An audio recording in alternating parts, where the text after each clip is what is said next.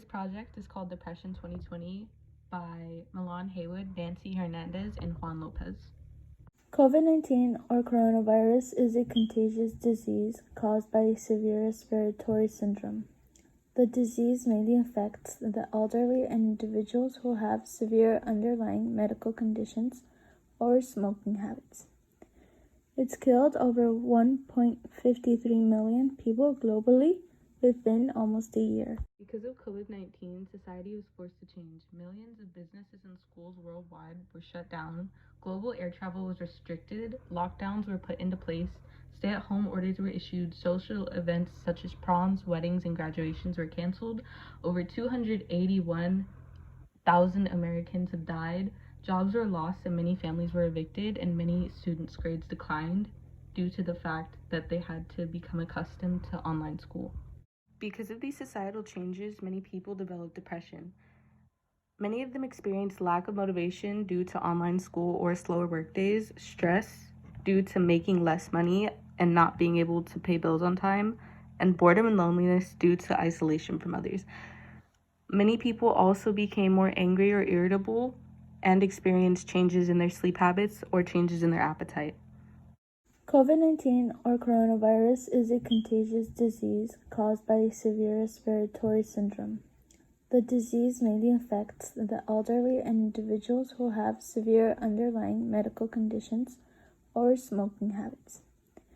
It's killed over 1.53 million people globally within almost a year.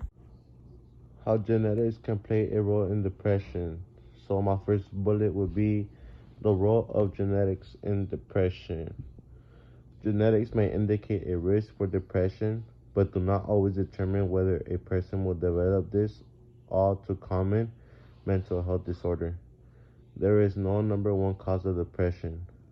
As far as researchers know, it's the interplay of genes and other factors such as environmental and trauma that determine whether someone develops depression.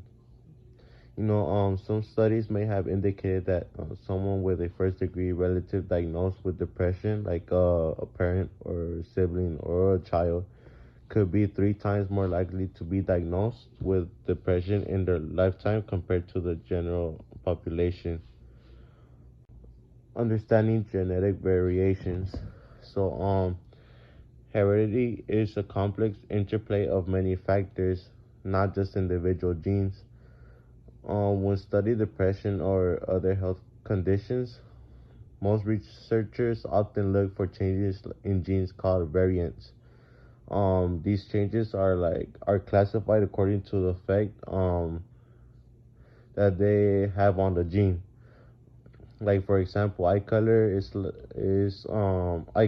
example of how variants affect genes. Changes in certain genes that affect the melanin production, as well as several other genes, determine what color your eyes are. You inherit a combination of genes, each with their own unique variants from your parents. Hereditability is a complex process, even for a seemingly simple trait like eye color for conditions like depression. Research has not yet determined the full implications of genetic variations. Does heritability of depression affect children? That would be the third bullet. People with depression might be concerned they will pass on the condition to their children. While there could be a heritable component to depression, genetics is not the only determinant. Other factors can contribute to risk, while some can be protective. Um, a child who has a parent with depression may have a genetic predisposition, but will not necessarily become depressed. Other factors, including environmental factors or triggers, are also involved.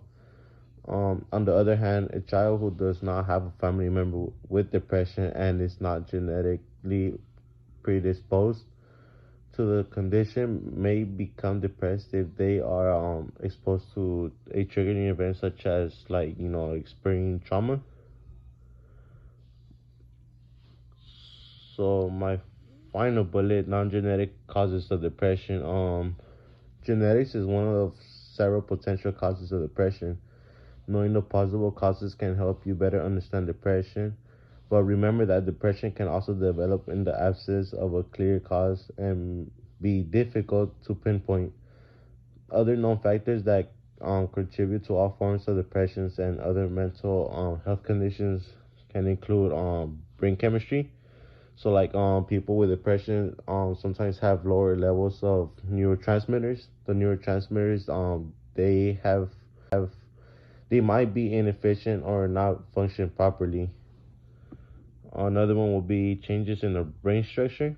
The brain of like the brain of people with depression may be physically and structurally different from the brains of people who are not depressed. Another one could be hormones. Conditions like